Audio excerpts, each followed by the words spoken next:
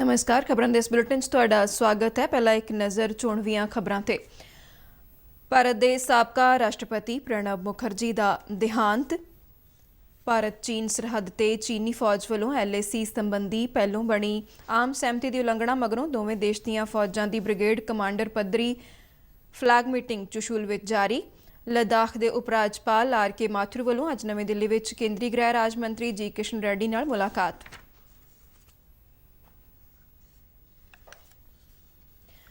Supreme court अनुसार सूबियां नूं दूर दराडे के खेतरां विच सेवावां निभा रहे सरकारी डॉक्टरां नूं PG कोर्सां विच दाखलियां लई कोटा तय करन दे पूरे अधिकार। DGCA वालों निर्धारित कौमांतरी वपारक उड़ाणां दे संचालन ते रोक 30 सितंबर तक वधाई गई।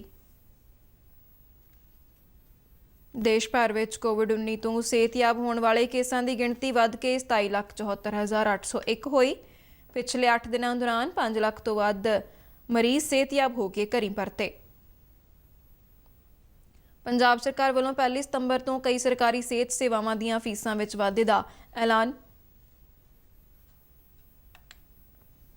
फतेहगढ़ साहब जिले में जन धन खात्यां विच 500 रुपए आउण ते लाभार्थियों ने कोरोना के इस दौर में प्रधानमंत्री नरेंद्र मोदी वालों की सहायता लई धन्नवाद किया। श्री सिद्ध बाबा सोडल जी के सालाना मेले के मद्देनज़र जिला प्रशासन वालों भलके जिले में छुट्टी का ऐलान। भारत के साबका राष्ट्रपति प्रणब मुखर्जी नहीं रहे। अज दिल्ली कैंट के आर्मी रिसर्च एंड रैफरल हस्पताल में कई दिन चले इलाज तो बाद उन्होंने देहांत हो गया। 84 वरियां दे प्रणब मुखर्जी नूं दिमाग विच क्लॉट के ऑपरेशन लई हस्पताल में दाखिल करवाया गया सी, जिस दौरान उन्होंने कोरोना पॉजिटिव होने की भी पुष्टि हुई सी। प्रणब मुखर्जी के दिमाग का ऑपरेशन किया गया सी, पर उन्होंने सेहत में लगातार गिरावट आ रही सी। उन्हों की मौत तो पहला अज हस्पताल वालों दी गई जानकारी में दस्सिया कि प्रणब मुखर्जी अजे गहरे कोमा की स्थिति में वेंटीलेटर ते ने ते माहिर डॉक्टरों की टीम वालों उन्होंने सेहत की लगातार निगरानी की जा रही है। प्रणब मुखर्जी नूं दिल्ली कैंट के आर्मी रिसर्च एंड रैफरल हस्पताल में 10 अगस्त को दाखिल किया गया तो उस दिन ही उन्होंने दिमाग का ऑपरेशन किया गया सी। उस तो बाद उन्होंने फेफड़ियां की इन्फैक्शन भी हो गई। कल तो उन्होंने सेहत होर बिगड़ गई। प्रणब मुखर्जी 2012 तो 2017 तक भारत के राष्ट्रपति रहे। वो भारत के 13वें राष्ट्रपति सन। भारत के राष्ट्रपति रामनाथ कोविंद ने प्रणब मुखर्जी के अकाल चलाने ते दुख प्रगट किया है। अपने ट्वीट में उन्होंने कहा कि प्रणब मुखर्जी की मौत की खबर सुन के उन्होंने दिल बहुत दुखी होया। राष्ट्रपति ने कहा कि प्रणब मुखर्जी ने एक संत वांग भारत माता की सेवा की। उन्होंने कहा कि देश के विलक्षण सपूत के चले जाने नाल सारा देश सोग विच है। भारत चीन सरहद ते चीनी फौज वालों LAC संबंधी पहलों बनी आम सहमति की उलंघना मगरों दोवें देश दीयां फौजां की ब्रिगेड कमांडर पद्धरी फ्लैग मीटिंग अज चुशूल विच जारी है। भारतीय फौज ने चीन की पीपल्स लिबरेशन आर्मी वालों भड़काऊ फौजी गतिविधियों का इल्जाम लगाया।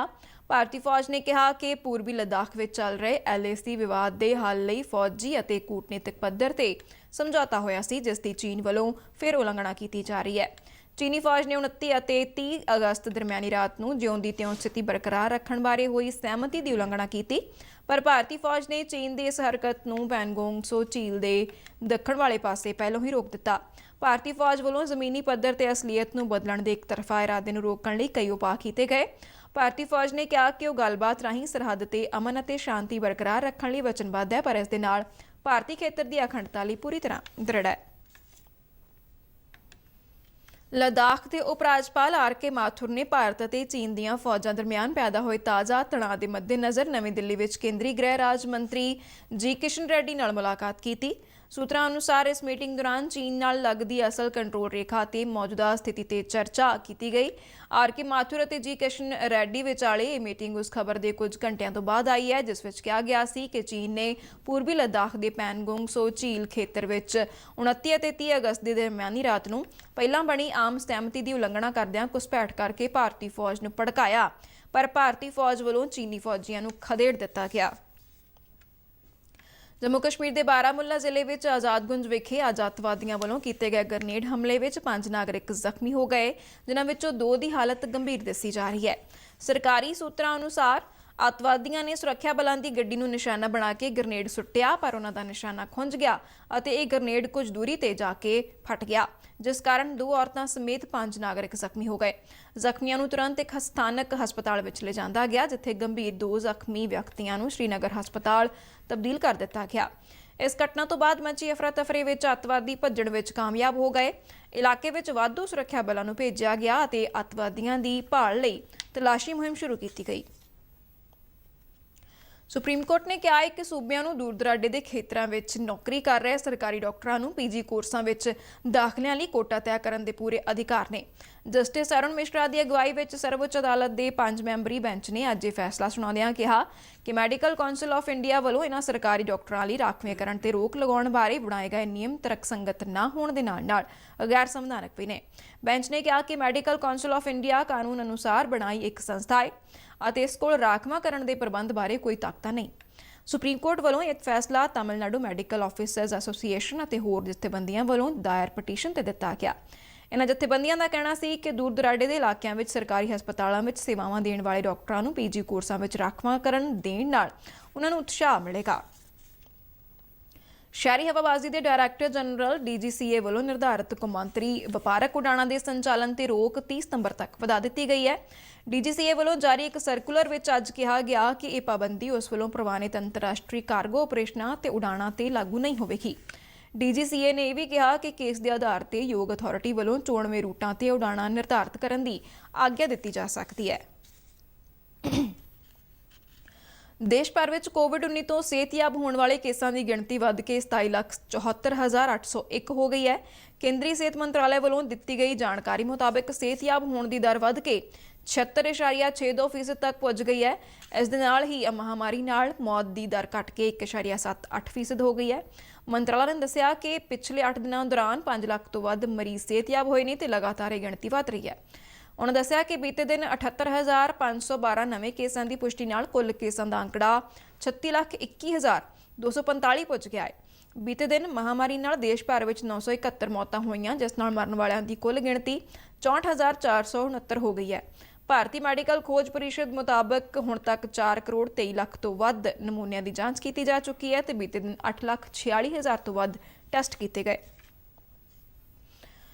ਪੰਜਾਬ ਸਰਕਾਰ ਵੱਲੋਂ 1 ਸਤੰਬਰ ਤੋਂ ਕਈ ਸਰਕਾਰੀ ਸੇਵਾਵਾਂ ਦੀਆਂ ਫੀਸਾਂ ਮੁੜ ਨਿਰਧਾਰਿਤ ਕਰਨ ਦਾ ਹੁਕਮ ਜਾਰੀ ਕੀਤਾ ਗਿਆ ਹੈ, ਜਿਸ ਦਾ ਵਿਰੋਧੀ ਪਾਰਟੀਆਂ ਵੱਲੋਂ ਤਿੱਖਾ ਪ੍ਰਤੀਕਰਮ ਪ੍ਰਾਪਤ ਹੋ ਰਿਹਾ ਹੈ।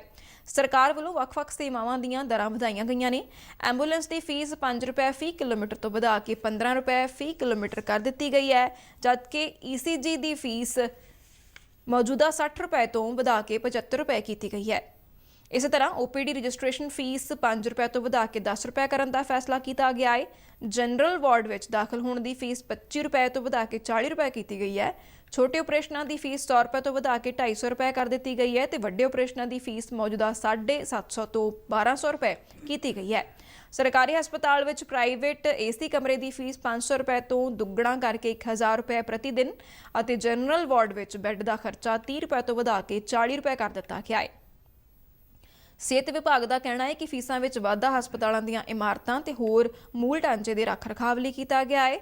ਵਿਭਾਗ ਨੇ ਵੀ ਸਪਸ਼ਟ ਕੀਤਾ ਕਿ ਸੂਬੇ ਦੇ ਸਾਰੇ ਸਰਕਾਰੀ ਹਸਪਤਾਲਾਂ ਵਿੱਚ ਕੋਰੋਨਾ ਵਾਇਰਸ ਦੇ ਮਰੀਜ਼ਾਂ ਦਾ ਪਹਿਲਾਂ ਵਾਂਗ ਫ੍ਰੀ ਇਲਾਜ ਜਾਰੀ ਰਹੇਗਾ। ਇਸ ਦੌਰਾਨ ਵਿਰੋਧੀ ਪਾਰਟੀਆਂ ਸ਼੍ਰੋਮਣੀ ਅਕਾਲੀ ਦਲ ਅਤੇ ਆਮ ਆਦਮੀ ਪਾਰਟੀ ਨੇ ਮੈਡੀਕਲ ਸੇਵਾਵਾਂ ਦੀਆਂ ਫੀਸਾਂ ਵਿੱਚ ਕੀਤੇ ਵਾਧੇ ਲਈ ਸਰਕਾਰ ਦੀ ਆਲੋਚਨਾ ਕੀਤੀ ਹੈ। ਸ਼੍ਰੋਮਣੀ ਅਕਾਲੀ ਦਲ ਨੇ ਸਰਕਾਰ ਤੇ ਕੋਵਿਡ ਮਹਾਮਾਰੀ ਦੇ ਸੰਕਟ ਦੌਰਾਨ ਨਫਾਖੋਰੀ ਦਾ ਇਲਜ਼ਾਮ ਲਗਾਇਆ ਹੈ। ਪਾਰਟੀ ਆਗੂ ਡਾਕਟਰ ਦਲਜੀਤ ਸਿੰਘ ਚੀਮਾ ਨੇ ਇਸ ਨੂੰ ਮੰਦਭਾਗਾ ਦੱਸਦਿਆਂ ਕਿਹਾ ਕਿ ਸੌਖੇ ਸਮੇਂ ਗਰੀਬਾਂ ਨੂੰ ਮੁਫਤ ਇਲਾਜ ਦੇਣ ਅਤੇ ਸਿਹਤ ਸੇਵਾਵਾਂ ਨੂੰ ਲੋਕਾਂ ਦੀ ਪਹੁੰਚ ਅਨੁਸਾਰ ਕਰਨ ਦੀ ਬਜਾਏ ਸਰਕਾਰ ਨੇ ਵੱਖ-ਵੱਖ ਸੇਵਾਵਾਂ ਦੇ ਰੇਟਾਂ ਵਿੱਚ ਵਾਧਾ ਕੀਤਾ। ਉਨ੍ਹਾਂ ਸਿਹਤ ਸੇਵਾਵਾਂ ਵਿੱਚ ਕੀਤੇ ਗਏ ਵਾਧੇ ਨੂੰ ਤੁਰੰਤ ਵਾਪਸ ਲੈਣ ਦੀ ਮੰਗ ਕੀਤੀ। ਆਮ ਆਦਮੀ ਪਾਰਟੀ ਦੇ ਅਮਨ ਅਰੋੜਾ ਨੇ ਕਿਹਾ ਕਿ ਸੂਬਾ ਸਰਕਾਰ ਨੇ ਸਿਹਤ ਸੇਵਾਵਾਂ ਦੀਆਂ ਦਰਾਂ ਵਧਾ ਕੇ ਗਰੀਬ ਲੋਕਾਂ ਤੇ ਵਾਧੂ ਬੋਝ ਪਾਇਆ ਹੈ। ਉਨ੍ਹਾਂ ਸਰਕਾਰ ਦੇ ਇਸ ਫੈਸਲੇ ਨੂੰ ਜਨਤਾ ਵਿਰੋਧੀ ਕਰਾਰ ਦਿੰਦਿਆਂ ਚੇਤਾਵਨੀ ਦਿੱਤੀ ਕਿ ਜੇ ਇਹ ਫੈਸਲਾ ਵਾਪਸ ਨਹੀਂ ਲਿਆ ਗਿਆ ਤਾਂ ਪਾਰਟੀ ਵੱਲੋਂ ਅੰਦੋਲਨ ਕੀਤਾ ਜਾਵੇਗਾ।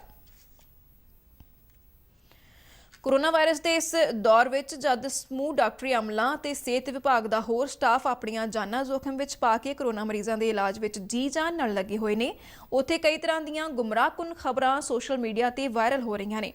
ਪੰਜਾਬ ਸਰਕਾਰ ਵੱਲੋਂ ਇਹਨਾਂ ਖਬਰਾਂ ਦਾ ਪੁਰਜ਼ੋਰ ਖੰਡਨ ਕੀਤਾ ਜਾ ਰਿਹਾ ਹੈ। ਪਿੱਛੇ ਜਿਹੇ ਸੋਸ਼ਲ ਮੀਡੀਆ ਤੇ ਕੋਰੋਨਾ ਲਈ ਸੈਂਪਲਿੰਗ, ਟੈਸਟਿੰਗ ਤੋਂ ਇਲਾਵਾ ਆਈਸੋਲੇਸ਼ਨ ਸੈਂਟਰਾਂ ਵਿੱਚ ਦਾਖਲ ਕੋਵਿਡ ਮਰੀਜ਼ਾਂ ਦੇ ਅੰਗਾਂ ਨੂੰ ਚੋਰੀ ਕੀਤੇ ਜਾਣ ਬਾਰੇ ਖਬਰਾਂ ਵਾਇਰਲ ਹੋਈਆਂ, ਜਿਸ ਨਾਲ ਲੋਕਾਂ ਵਿੱਚ ਡਰ ਦਾ ਮਾਹੌਲ ਪੈਦਾ ਹੋ ਗਿਆ। ਸਿਹਤ ਵਿਭਾਗ ਵੱਲੋਂ ਇਹਨਾਂ ਖਬਰਾਂ ਦਾ ਜ਼ੋਰਦਾਰ ਖੰਡਨ ਕਰਦਿਆਂ ਲੋਕਾਂ ਨੂੰ ਗੁੰਮਰਾਹਕੁਨ ਪ੍ਰਚਾਰ ਤੋਂ ਬਚਣ ਦੀ ਅਪੀਲ ਕੀਤੀ ਜਾ ਰਹੀ ਹੈ।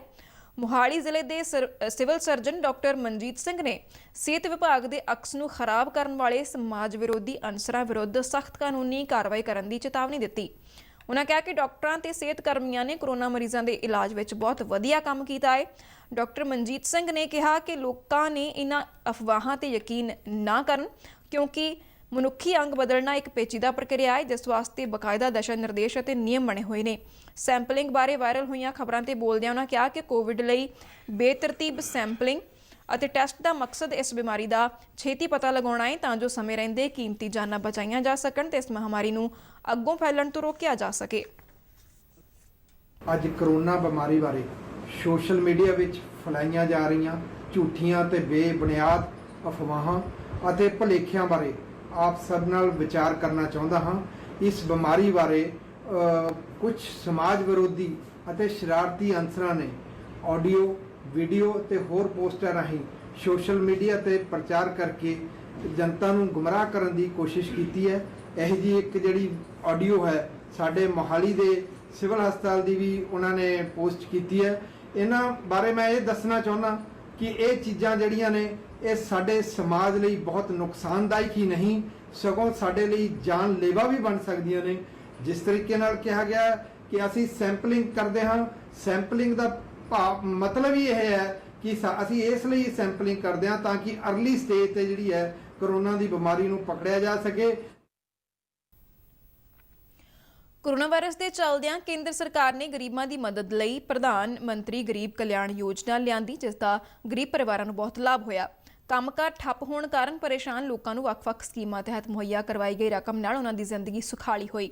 ਦੇਸ਼ ਦੇ ਬਾਕੀ ਹਿੱਸਿਆਂ ਵਾਂਗ ਪੰਜਾਬ ਦੇ ਫਤਿਹਗੜ੍ਹ ਸਾਹਿਬ ਜ਼ਿਲ੍ਹੇ ਵਿੱਚ ਜਨ ਧਨ ਖਾਤਿਆਂ ਵਿੱਚ ਹਰ ਮਹੀਨੇ 500 ਦੀ ਰਕਮ ਪਾਈ ਗਈ। ਜ਼ਿਲ੍ਹੇ ਦੇ lead bank manager Jaswant Singh ਨੇ ਦੱਸਿਆ ਕਿ ਜ਼ਿਲ੍ਹੇ ਵਿੱਚ ਕੁੱਲ 94,121 ਜਨ ਧਨ ਖਾਤਿਆਂ ਵਿੱਚ ਪ੍ਰਤੀ ਖਾਤਾ 500 ਰੁਪਏ ਦੀ ਰਾਸ਼ੀ ਆ ਚੁੱਕੀ ਹੈ। ਉਹਨਾਂ ਦੱਸਿਆ ਕਿ ਪ੍ਰਧਾਨ ਮੰਤਰੀ ਜਨ ਧਨ ਯੋਜਨਾ ਦੇ ਸ਼ੁਰੂਆਤੀ ਸਮੇਂ ਤੋਂ ਲੈ ਕੇ 30 ਜੂਨ 2020 ਤੱਕ 4,83,78,194 ਰੁਪਏ ਲੋਕਾਂ ਦੇ ਖਾਤਿਆਂ ਵਿੱਚ ਪਾਏ ਜਾ ਚੁੱਕੇ ਨੇ। ਪ੍ਰਸਾਰ ਭਾਰਤੀ ਦੇ ਫਤਿਹਗੜ੍ਹ ਸਾਹਿਬ ਸਥਿਤ ਨੁਮਾਇੰਦੇ ਨੇ ਜ਼ਿਲ੍ਹੇ ਦੇ ਪਿੰਡਾਂ ਜੱਲਾ, ਸੌਂਡਾ ਤੇ ਖੇੜੀ ਆਦਿ ਵਿੱਚ ਜਨ ਧਨ ਲਾਭਪਾਤਰੀਆਂ ਨਾਲ ਗੱਲਬਾਤ ਕੀਤੀ, ਜਿਸ ਦੌਰਾਨ ਜਸਬੀਰ ਕੌਰ, ਦਰਸ਼ਨ ਕੌਰ, ਸ਼ਰੀਫਾ, ਪਾਲੋ, ਕਰਨੈਲ ਕੌਰ ਤੇ ਰਾਜ ਰਾਣੀ ਨੇ ਲਾਕਡਾਊਨ ਦੌਰਾਨ ਜਨ ਧਨ ਖਾਤਿਆਂ ਰਾਹੀਂ 500 ਰੁਪਏ ਦੇ ਕੇ ਉਹਨਾਂ ਦੀ ਮਦਦ ਕਰਨ ਤੇ ਪ੍ਰਧਾਨ ਮੰਤਰੀ ਨਰਿੰਦਰ ਮੋਦੀ ਦਾ ਧੰਨਵਾਦ ਕੀਤਾ। ਮੋਦੀ ਸਰਕਾਰ ਦਾ ਧੰਨਵਾਦ ਕਰਨਾ ਚਾਹੁੰਦੀ ਹਾਂ, ਜੋ ਇਹਨਾਂ ਵੱਲੋਂ 500 ਰੁਪਇਆ ਸਾਡੇ ਖਾਤਿਆਂ ਵਿੱਚ ਪਾਇਆ ਗਿਆ ਹੈ। ਅਸੀਂ ਲੋੜ ਅਨੁਸਾਰ ਕਢਾ ਕੇ ਆਪਣੀ ਜ਼ਰੂਰਤ ਮੁਤਾਬਕ ਵਰਤ ਰਹੇ ਹਾਂ। ਜਿੱਥੇ ਕਿ ਕਰੋਨਾ ਦੇ ਚੱਲਦੇ ਹੋਏ ਹੁਣ ਅਸੀਂ ਦੇਖ ਰਹੇ ਹਾਂ ਕਿ ਸਾਰੇ ਕੰਮਕਾਰ ਠੱਪ ਪਏ ਹਨ, ਉੱਥੇ ਇਹਨਾਂ ਦੇ ਦਿੱਤੀ ਗਈ ਮਦਦ ਵੱਲੋਂ ਸਾਡਾ ਬਹੁਤ ਸਹਾਇਤਾ ਹੋਈ ਹੈ ਜੀ। ਇਸ ਲਈ ਮੈਂ ਮੋਦੀ ਸਰਕਾਰ ਦਾ ਧੰਨਵਾਦ ਕਰਨਾ ਚਾਹੁੰਦੀ ਹਾਂ ਜੀ। ਸਾਨੂੰ 500 ਰੁਪਇਆ ਮਿਲਿਆ ਜੀ, ਬਹੁਤ ਸ਼ੁਕਰ ਹੈ ਜੀ, ਬਹੁਤ ਧੰਨਵਾਦ ਹੈ ਜੀ। ਕਰੋਨਾ ਦੇ ਵਿੱਚ ਸਾਨੂੰ ਸਹਾਰਾ ਲੱਗਾ ਜੀ, ਬਹੁਤ ਵਧੀਆ ਜੀ, ਰੰਗ ਲੱਗੇ। ਮੋਦੀ ਸਰਕਾਰ ਦਾ ਬਹੁਤ ਧੰਨਵਾਦ ਹੈ। ਮੋਦੀ ਸਰਕਾਰ ਵੱਲੋਂ 500 ਰੁਪਏ ਆ ਰਿਹਾ ਜੀ, ਉਹਨਾਂ ਦਾ ਧੰਨਵਾਦ ਹੈ ਜੀ। हाँ जी, ਜਿਹੜਾ 500 ਰੁਪਇਆ ਆ ਰਿਹਾ ਨਾ ਵੀ ਇਹ ਬਹੁਤ ਅਸੀਂ ਧੰਨਵਾਦ ਕਰਦੇ ਹਾਂ ਮੋਦੀ ਸਰਕਾਰ ਦਾ। ਸਰਕਾਰ ਵੱਲੋਂ 500 ਰੁਪਏ ਮੋਦੀ ਵੱਲੋਂ ਪੈ ਰਿਹਾ ਜੀ, ਮਹੀਨੇ ਦੀ ਮਹੀਨੇ ਵੀ ਹੋਰ ਵੀ ਸਾਨੂੰ ਸਰਕਾਰ ਵੱਲੋਂ ਮਦਦ ਕਰਨੀ ਚਾਹੀਦੀ ਹੈ। ਧੰਨਵਾਦ ਹੈ ਜੀ। ਸਾਨੂੰ 500 ਰੁਪਇਆ ਜੀ ਮੋਦੀ ਸਰਕਾਰ ਪਾ ਰਹੀ ਹੈ ਜੀ, ਬਹੁਤ ਧੰਨਵਾਦ ਆ ਉਸ ਦਾ। ਸਰਕਾਰ ਵੱਲੋਂ, ਮੋਦੀ ਸਰਕਾਰ ਵੱਲੋਂ ਪੈਸੇ ਮਿਲਦੇ ਆ ਕਰੋਨਾ ਕਰਕੇ ਸਾਨੂੰ। ਜਲੰਧਰ ਜ਼ਿਲ੍ਹੇ ਦੇ ਡਿਪਟੀ ਕਮਿਸ਼ਨਰ ਘਨਸ਼ਾਮ ਥੋਰੀ ਨੇ ਜਲੰਧਰ ਵਿੱਚ ਸ਼੍ਰੀ ਸਿੱਧ ਬਾਬਾ ਸੋਡਲ ਜੀ ਦੇ ਸਾਲਾਨਾ ਮੇਲੇ ਦੇ ਮੱਦੇਨਜ਼ਰ ਭਲਕੇ ਜ਼ਿਲ੍ਹੇ ਵਿੱਚ ਛੁੱਟੀ ਦਾ ਐਲਾਨ ਕੀਤਾ ਹੈ। ਡਿਪਟੀ ਕਮਿਸ਼ਨਰ ਦਫ਼ਤਰ ਵੱਲੋਂ ਜਾਰੀ ਹੁਕਮ ਵਿੱਚ ਕਿਹਾ ਗਿਆ ਹੈ ਕਿ ਲੋਕਾਂ ਦੀ ਸ਼ਰਧਾ ਨੂੰ ਮੁੱਖ ਰੱਖਦਿਆਂ ਐਲਾਨੀ ਗਈ ਛੁੱਟੀ ਦੌਰਾਨ ਜਲੰਧਰ ਜ਼ਿਲ੍ਹੇ ਵਿੱਚ ਸਥਿਤ ਪੰਜਾਬ ਸਰਕਾਰ ਦੇ ਸਮੂਹ ਦਫ਼ਤਰਾਂ, ਬੋਰਡਾਂ, ਵਿਦਿਅਕ ਅਦਾਰਿਆਂ ਅਤੇ ਹੋਰ ਸਰਕਾਰੀ ਸੰਸਥਾਵਾਂ ਵਿੱਚ ਭਲਕੇ ਮੰਗਲਵਾਰ ਨੂੰ ਛੁੱਟੀ ਰਹੇਗੀ। ਜ਼ਿਕਰਯੋਗ ਹੈ ਕਿ ਕੋਵਿਡ-19 ਦੇ ਮੱਦੇਨਜ਼ਰ ਇਸ ਵਾਰ ਸਿੱਧ ਬਾਬਾ ਸੋਡਲ ਮੇਲਾ ਨਹੀਂ ਕਰਵਾਇਆ ਜਾਵੇਗਾ ਅਤੇ ਸ਼ਰਧਾਲੂ ਘਰਾਂ ਵਿੱਚ ਸਿੱਧੇ ਪ੍ਰਸਾਰਣ ਰਾਹੀਂ ਬਾਬਾ ਸੋਡਲ ਦੇ ਦਰਸ਼ਨ ਕਰ ਸਕਣਗੇ। ਸ਼੍ਰੀ ਸਿੱਧ ਬਾਬਾ ਸੋਡਲ ਮੰਦਿਰ ਦੀ ਪ੍ਰਬੰਧਕ ਕਮੇਟੀ ਵੱਲੋਂ ਸਿੱਧੇ ਪ੍ਰਸਾਰਣ ਦਾ ਪ੍ਰਬੰਧ ਕੀਤਾ ਜਾ ਰਿਹਾ ਹੈ ਤੇ ਇਹ ਵੀ ਯਕੀਨੀ ਬਣਾਇਆ ਜਾ ਰਿਹਾ ਹੈ ਕਿ ਮੰਦਿਰ ਜਾਂ ਇਸ ਦੇ ਆਲੇ-ਦੁਆਲੇ ਕਿਸੇ ਵੀ ਤਰ੍ਹਾਂ ਦਾ ਇਕੱਠ ਨਾ ਹੋਵੇ। ਇਸ ਦੇ ਨਾਲ ਹੀ ਖਬਰਾਂ ਦਾ ਬੁਲੇਟਿਨ ਖਤਮ ਹੁੰਦਾ ਹੈ। ਆਗਿਆ ਦਿਓ। ਧੰਨਵਾਦ।